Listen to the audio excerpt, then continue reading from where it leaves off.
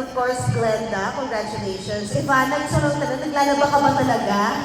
Di ba yung sa commercial mo, naglalaba ka doon? Ay, Oo. diba? Pasado yung paglalaba Oo. ko. Kasi yung last ko, wala akong brilliance. Oo. Ngayon, mas pasado siya. Kasi importante, kahit naglalaba ka o naglalakad ka na sa bahay, ka dapat lagi ka naka-sunscreen. Dapat lagi ka naka-brilliance sunscreen dyan. Oh, I love. Was there a time that you didn't, you're very beautiful, we know that, the world knows that, but was there a time that you didn't feel beautiful and how did you address that? Ikwento mo naman yung moment na yun, para makarelate naman kami.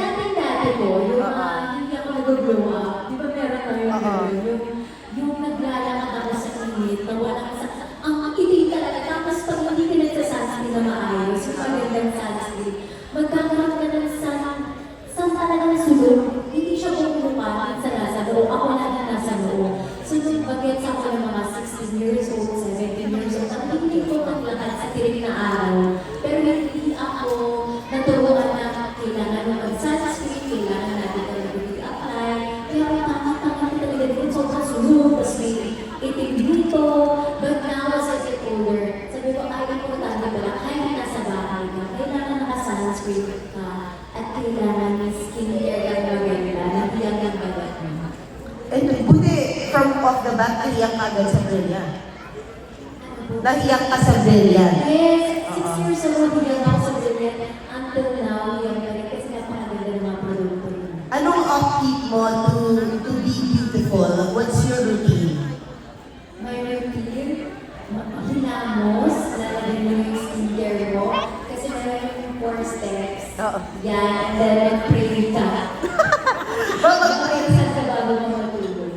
And then, mo talaga ang skincare sa Brilliant at sa umahan. Dinala mo ba sa Morocco yung Brilliant? Yung nag-taping ka? Yes.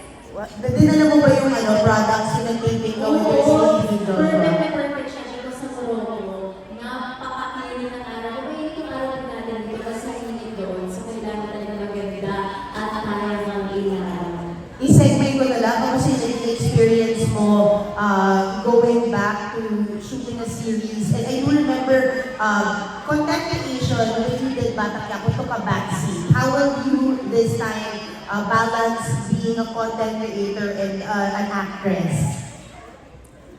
Siguro kung medyo mababawasan lang ng very light ang vlog. Kasi ang hirap ng taping, ang hirap mag-vlog, ang hirap ipagsabay yung dalawa. But priority ko pa rin naman sa ngayon ang pagpusin ng teleserye. And sa mga days, nagawa na rin. Kaya na, ako na yung tatanong para sa kamusta mo si Joshua bilang leading man? Ako! Yung lasing namin! Grabe pala siya! Higong king ba? Di ba yung tawag sa kanya? Ganon, grabe! Yun yung lasing talaga namin. Pero bago yun, meron ka ng inkling na gano'n siya as a leading man. Hindi ko alam! Kaya nga sinabi sa kanya, grabe ka naman! Sabi niya, umikot ba? Grabe! I love it. I'll go follow up. Sinabi ko naman sa kanya, grabe. May kilito ba?